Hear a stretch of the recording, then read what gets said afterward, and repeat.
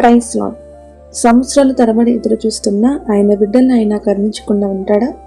జనరల్గా ఈ థాట్ అందరి జీవితంలో వస్తుంది. అనుభవిస్తున్న పరిస్థితి తీవ్రత, సంవత్సరాలు గడుస్తున్న మార్పు కనిపించిన జీవితం, ఎప్పుడు చూసినా అదే పరిస్థితి, అదే లోటు. అందరి జీవితాలలో మార్పు కనిపిస్తున్న 1% కూడా మార్పు కనిపించిన జీవితం చూసి నిజంగా దేవుడు అందరికీ కార్యాలు చేస్తాడా? ఈ జీవితం ఇలానే ముగిసిపోతుందేమో, ఎదురు చూపులతోనే నా జీవితం అయిపోతుందేమో అని ఆందోళన, ఇలా ఎన్నో కలవరాలు జీవితాన్ని వేధిస్తాయి. అయితే ఇది విను, ఇలాంటి ప్రశ్నకు దేవుడు సమాధానమిచ్చారు. లూకాసు వార్త 18వ అధ్యాయము 1వ వచనం నుంచి ఇలా ఉంటుంది. దేవునికి భయపడక మనుషులను లక్ష్య పెట్టని అన్యాయస్తుడైన ఒక న్యాయవాది ఉన్నాడంట. అతని యొద్దకు న్యాయము తీర్చమని ఒక విధవరాలు తరచుగా వచ్చేదట. అయితే ఒకరోజు ఆ అన్యాయస్తుడైన న్యాయవాది ఇలా ఆలోచించాడంట. ఏమనంటే, నేను దేవునికి భయపడను, మనుషులను లక్ష్య పెట్టను, అయినప్పటికీ ఈ యొక్క విధవరాలు తరచుగా నాకు న్యాయం తీర్చమని నన్ను అడుగుతుంది, కాబట్టి ఆమెకు నేను న్యాయం చేయాలి అని అనుకున్నాడంట. కాబట్టి అన్యాయస్తుడైన ఆ న్యాయవాదే అలా ఆలోచిస్తే ఆయన బిడ్డలను ఆయన కరుణించకుండా ఉంటాడా? ఆయనకు దివారాత్రులు మొరపెడతా ఉంటే వారికి న్యాయం తీర్చకుండా ఉంటాడా? మనిషికి సెంటిమెంట్ ఉండదు. ఇష్టం ఉన్న వారితో ఒకలా, ఇష్టం లేని వారితో ఇంకోలా ట్రీట్ చేస్తాడు. సో వాళ్ళే అలా ఆలోచిస్తే కనికరము కలవాడు, ప్రాణం పెట్టేంత ఇష్టం, ప్రాణం కూడా పెట్టేశాడు. అంత ప్రేమించేవాడు ఎందుకు కరుణించకుండా ఉంటాడు? మీకు విషయం చెప్తా. మీకు అలాం తెలుసు కదా, అలాం మనం ఏ టైంకి సెట్ చేసుకుంటే ఆ టైంలో మోగుతుంది. 4కి సెట్ చేసుకుంటే 4కి మోగుతుంది, 5కి సెట్ చేసుకుంటే 5కి మోగిద్ది. ఏ టైంకి సెట్ చేస్తామో అదే టైంకి మోగిద్ది. 1 నిమిషం ముందు కానీ 1 నిమిషం వెనుక కానీ మోగదు.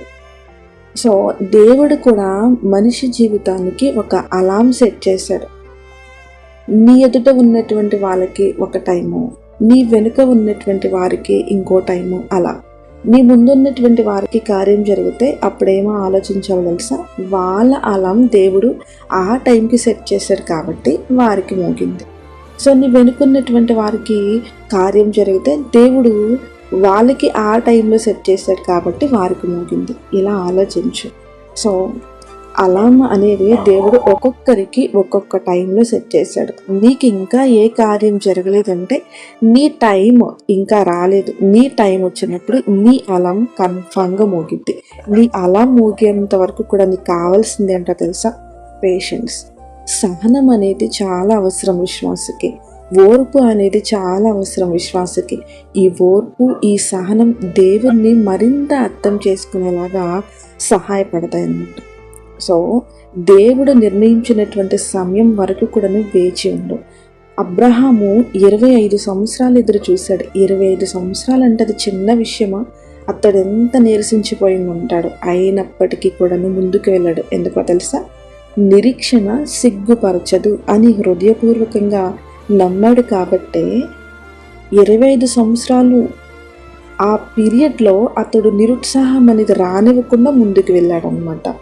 ఈ యొక్క సమయంలో దేవునిలో ఎన్నో అనుభవాలు అతడు నేర్చుకున్నాడు.